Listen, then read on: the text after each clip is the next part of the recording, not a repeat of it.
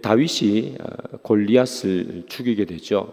다윗이 골리앗을 죽이고 자기 동네로 돌아오니까 동네에서 사람들이 노래를 부릅니다. 사울이 죽인 자는 천천히고 다윗이 죽인 자는 만만이라, 이렇게 노래를 불렀습니다. 이 노래를 들었던 이 사울이 기분이 급격히 나빠졌습니다.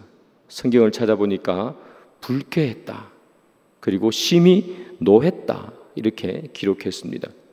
자기가 왕인데 자기가 죽인 사람은 천천히고 다윗은 신하일 뿐인데 다윗이 죽인 자는 만만이다, 이렇게 이야기하니까 왕의 체면이 서지 않는 거죠. 그래서 사울은 그때부터 다윗을 죽이기로 결심을 합니다.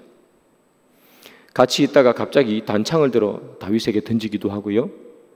다윗이 사울을 피해서 멀리 도망가자 군대를 보내서 이 다윗을 죽이려고 쫓아가고 있는 그런 사울이죠. 이 다윗이 사울을 피해서 안 도망간 곳이 없습니다. 이곳저곳 다 도망가고요. 이 이스라엘의 적국이죠. 블레셋 땅까지 도망갑니다. 그리고 도망가다가 어디까지 도망가느냐? 굴 속에까지 들어가게 됩니다. 이 동굴이라는 곳은 사람이 살 수가 없는 곳이에요. 여러분들 굴에 들어가 보시면 알겠지만 굴 안은 깜깜합니다. 그리고 굴 속에는 뭐 먹을 것이 하나도 없죠. 그리고 굴을 계속해서 들어가다 보면 막혀 있습니다. 그래서 이 굴이라는 것은 깜깜하기 때문에 소망도 희망도 없다. 그리고 굴은 막혀 있으니까 더 이상 어디 도망갈 것도 없는 그런 삶을 상징적으로 보여주는 것이 바로 굴이라는 것이에요. 이 다윗은 도망가다가 빛도 없고 소망도 없고 앞뒤가 도망갈 곳이 없이 막혀 있는 그런 동굴까지 도망가게 되죠. 그 동굴에 도망가서 쓴 시가 오늘 시편 57편. 그래서 시편 57편 표제어를 보면 다윗이 사울을 피해 굴에 있던 때에라고 기록하고 있습니다. 동굴에서 쓰던 시, 이것이 시편 57편이죠. 다윗이 동굴 속에서 있으면서 이 시를 쓸 때에 다윗의 마음이 얼마나 힘들었겠습니까? 사울을 피해서 도망다니는 그의 인생이 얼마나 피곤했겠어요. 약 10년을 도망을 다니는데요, 내가 언제까지 이렇게 도망 다녀야 되나? 도대체 이 도망의 끝은 언제인가? 늘 불안하고 늘 답답한 삶을 살았던 것이 이 도망 다니는 삶의 삶이었겠죠. 자, 이런 가운데 어느덧 문득 이 다윗은 하나님 앞에 오늘 시를 쓰게 됩니다. 노래를 하게 되죠. 자, 어떻게 하나님께 기도하는가? 시편 57편 1절에 이런 말씀이 있어요. 하나님이여, 내게 은혜를 베푸소서, 내게 은혜를 베푸소서. 내 영혼이 주께 피하되 주의 날개 그늘 아래에서 이 재앙들이 지나기까지 피하리이다. 시편 57편은 우리에게 상당히 익숙한 시편입니다. 저도 이 시편은 잘 아는 시편이고 또 자주 보던 시편이죠. 설교를 준비하다가 이제까지 보지 못했던 부분들을 한번 제 눈에 띈 것이 있어요. 그것이 뭐냐 하면 내 영혼이 주께로 피하되 하는 그런 구절입니다.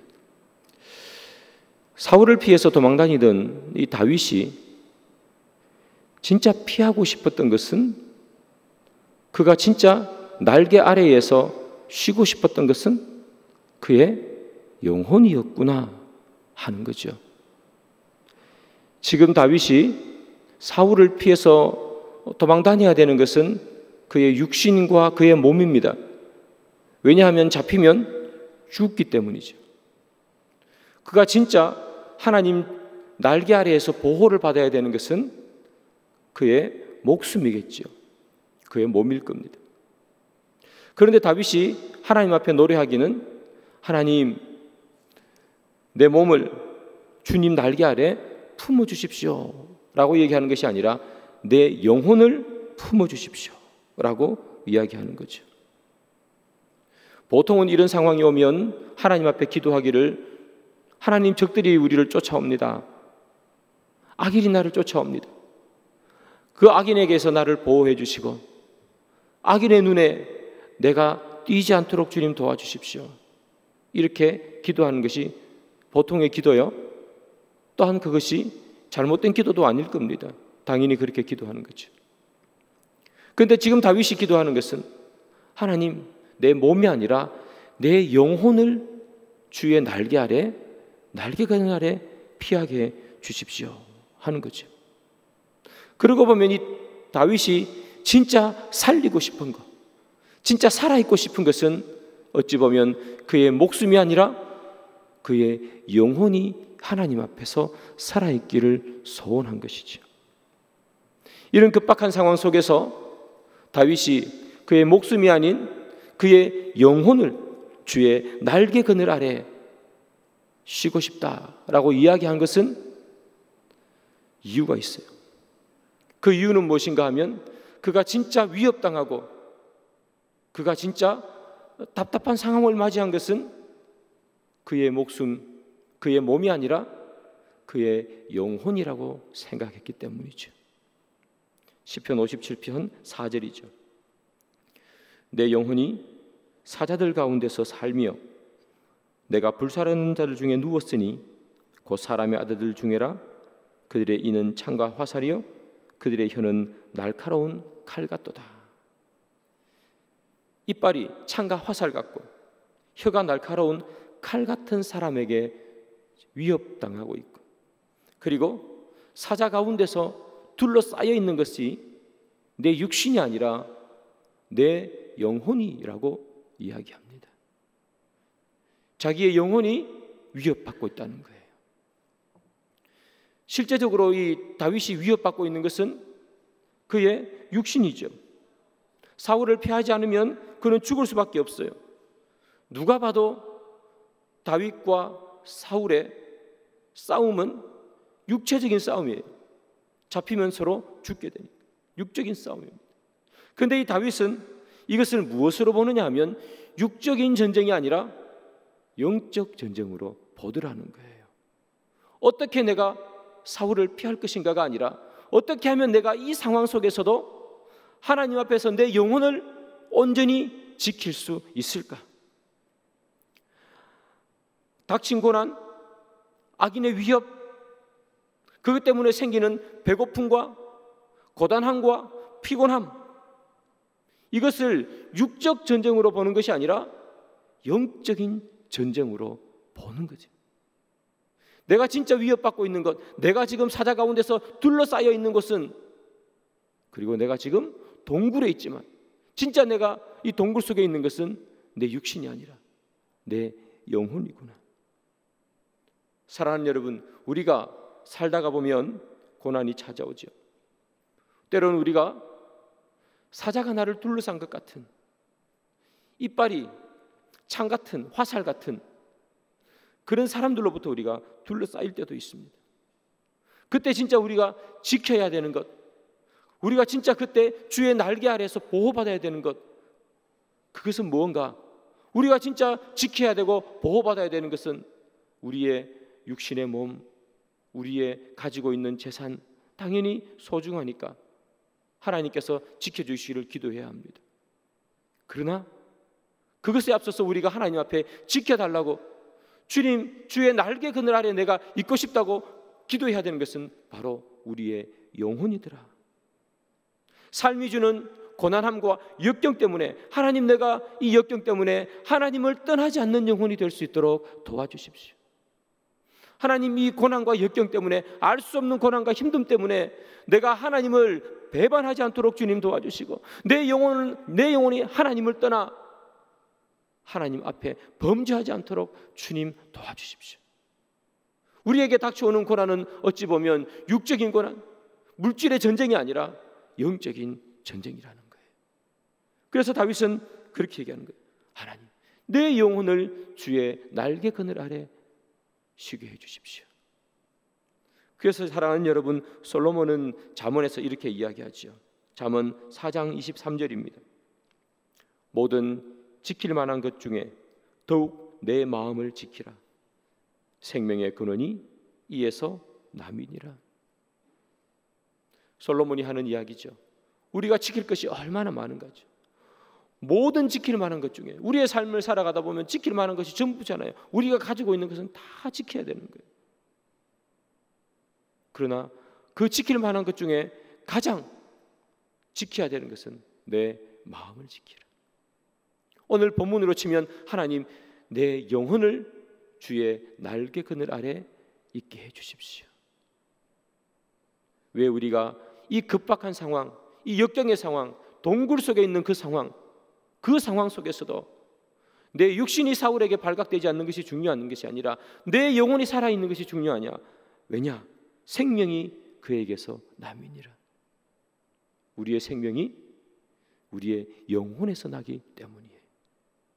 우리가 가지고 있는 것, 세상 사람들이 지키는 것에서 생명이 나오지 않는다는 이야기예요. 그래서 하나님 내 영혼을 지켜주십시오 라고 이야기하는 거죠. 다윗이 하나님 앞에 기도합니다. 주님, 내 영혼을 주의 날개 그늘 아래 쉬게 해 주십시오. 그렇게 기도했습니다. 하나님께서 그의 날개를 쭉 펼치시는 거죠. 독수리가 날개를 펴서 그의 자녀 이렇게 지키듯이 하나님께서 다윗의 기도를 들으시고 날개 그늘을 펴서 다윗의 영혼을 하나님께서 그 날개 그늘 아래 품어주십니다.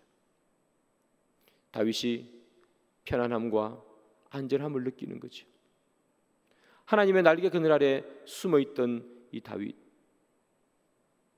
그는 이제 날개 그늘 아래 숨어있는 것으로 끝나는 것이 아니라 그의 마음속에 무엇인가가 계속해서 싹트고 있습니다.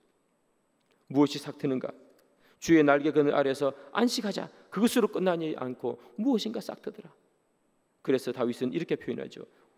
시편 57편 7절, 하나님이여 내 마음이 확정되었고 내 마음이 확정되었사오니. 다윗은요 날개 그늘 아래 숨어있기만을 원하지 않았습니다. 무엇인가를 하기를 원했습니다. 그래서 무엇인가를 하기를 확정했다고 두 번 이야기합니다. 두 번 이야기하는 것은 진짜 확정했다는 거예요. 이 확정했다는 말은 무슨 말인가 하면 절대로 흔들리지 않을 각오를 했다는 거거든요. 날개 그늘 아래 있으면서 그가 무엇인가를 하기로 각오한 거예요. 뭘 하기로 각오했는가? 시편 57편 7절 다시 한번 읽습니다. 하나님이여 내 마음이 확정되었고 내 마음이 확정되었사오니 내가 노래하고 내가 찬송하리다.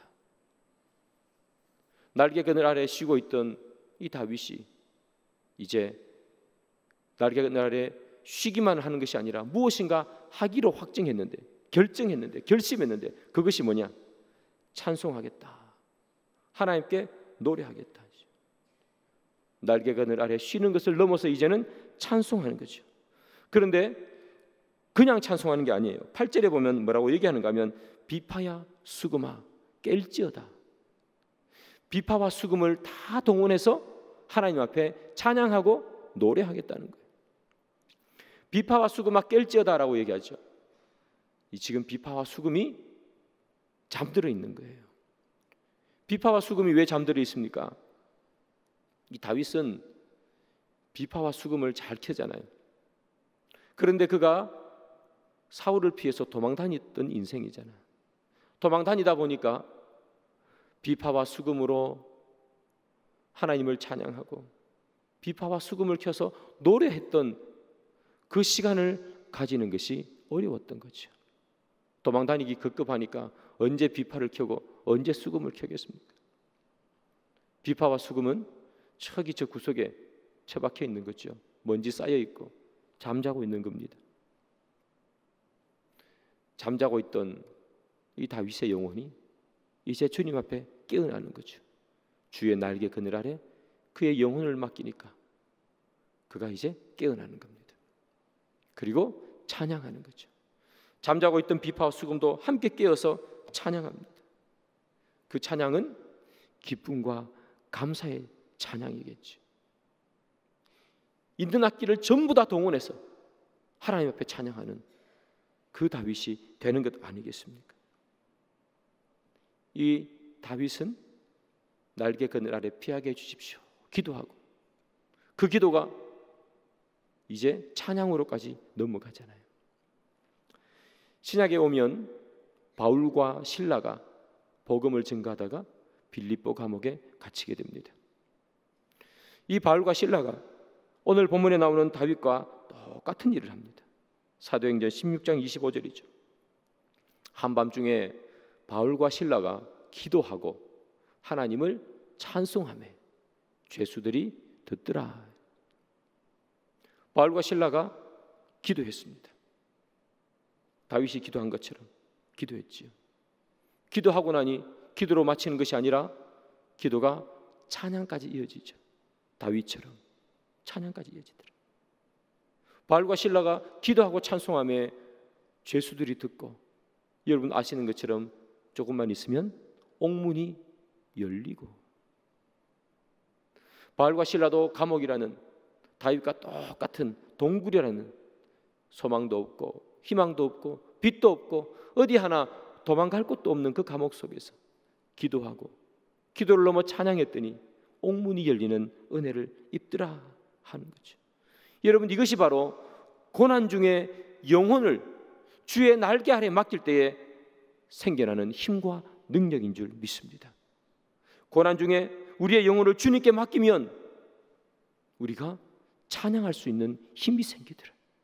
여러분, 우리가 고난을 당하면 고난을 당했기 때문에 기도는 하잖아요. 우리가 예수님을 믿는 사람이기에 우리가 고난을 당하면 하나님 이 고난을 이기게 해주십시오, 기도는 하잖아요.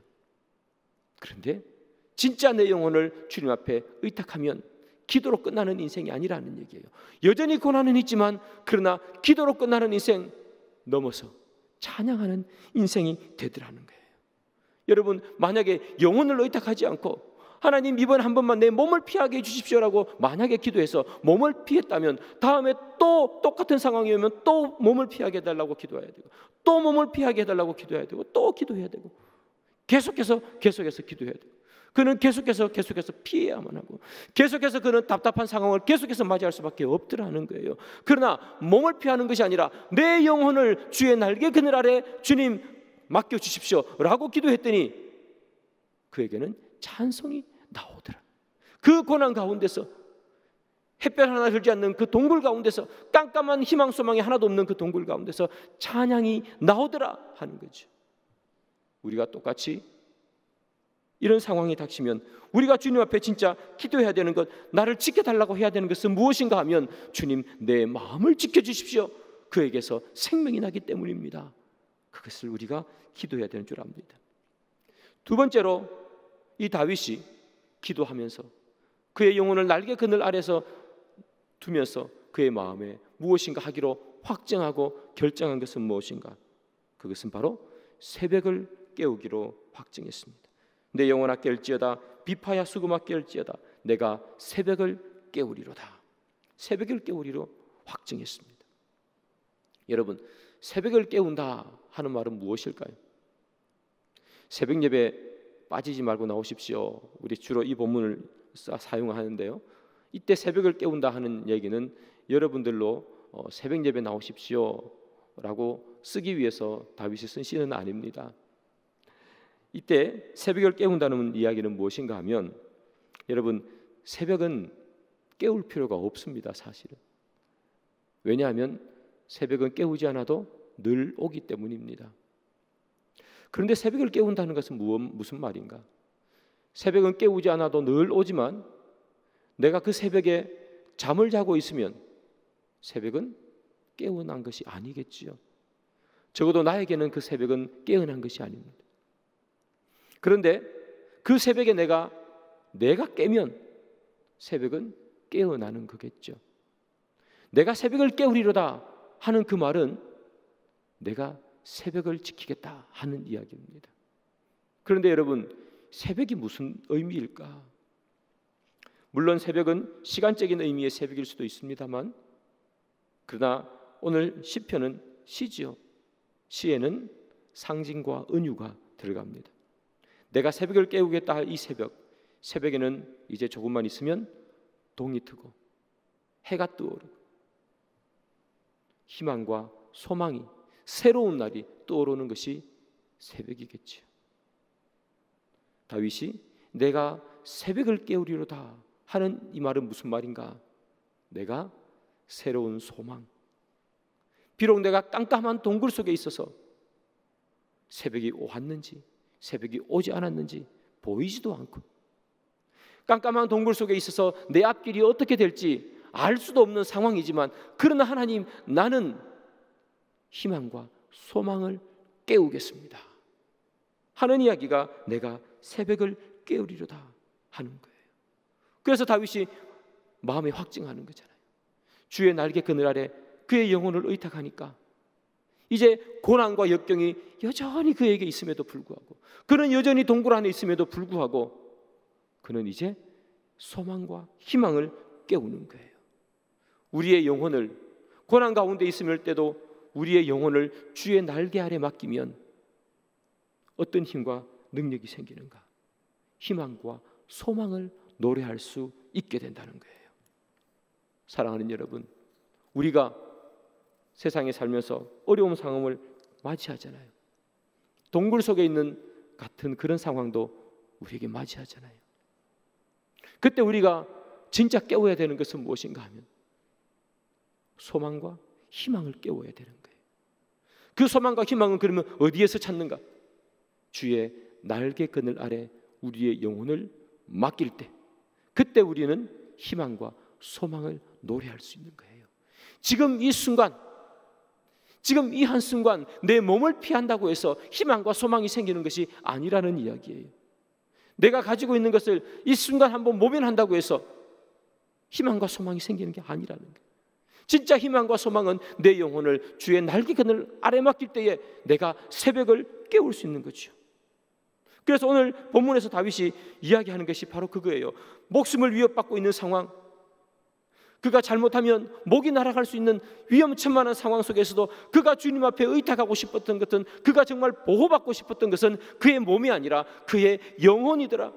하나님, 내가 이 고난 가운데서도 하나님을 배반하지 않고 하나님을 떠나지 않고 내 마음이 하나님을 찬양할 수 있도록 주님 도와주십시오. 내 마음이 희망과 소망을 노래할 수 있도록 주님 도와주십시오, 하나님 아버지 라고 다윗은 노래하고 또 노래하는 거예요.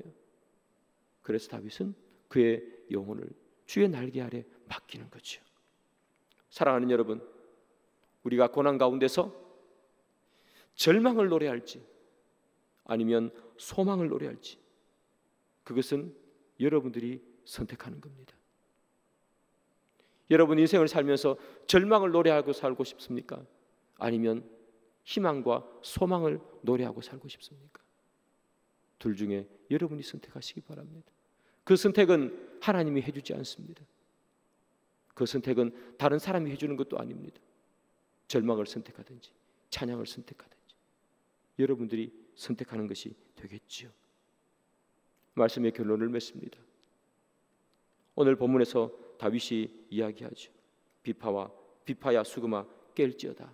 내가 새벽을 깨우리로다. 상황이 좋아져서 새벽을 깨우는 것이 아닙니다. 무엇인가 자그마한 하늘에서 떠오르는 빛을 보고 다윗이 새벽을 깨운다고 이야기하지 않습니다. 저 멀리 엘리야가 말하는 것처럼 손바닥만한 작은 구름이라도 보고 다윗이 지금 새벽을 깨우는 게 아닙니다. 깜깜한 동굴 속에서, 아무것도 보이지 않는 깜깜한 환경 속에서 그는 새벽을 깨운다는 겁니다. 아둘람 동굴 속에 있을 때 400명이나 되는 사람들이 다윗에게 찾아왔습니다. 그 동굴 속에서 다윗은 400명과 함께 있습니다. 나머지 400명은 그 동굴 속에 있으면서 어떻게 살 수 있을까? 어떻게 살아갈까? 깜깜한 환경 속에서 살았겠지요. 그러나 똑같이 깜깜한 동굴 속에 살았지만 다윗은 그 동굴 속에서도 새벽을 깨우더라. 여러분들은 어떤 분이 되기를 소망합니까? 새벽을 깨우는 분이 되기를 원합니까? 아니면 그냥 그대로 잠들이 있기를 원하십니까? 그것은 여러분들이 선택하는 겁니다. 하나님, 나로 하여금 새벽을 깨우는 인생 되게 주님 도와주십시오. 인생의 어려운 환경 속에서도 주님을 노래하고 주님을 찬양하는 내 인생이 되게 주님 도와주시고, 그러기 위해서 하나님 내 영혼을 주의 날개 그늘 아래 맡길 수 있는 우리들이 될 수 있도록 주님 도와주십시오. 기도하는 저와 여러분이 되기를 주님의 이름으로 축복합니다.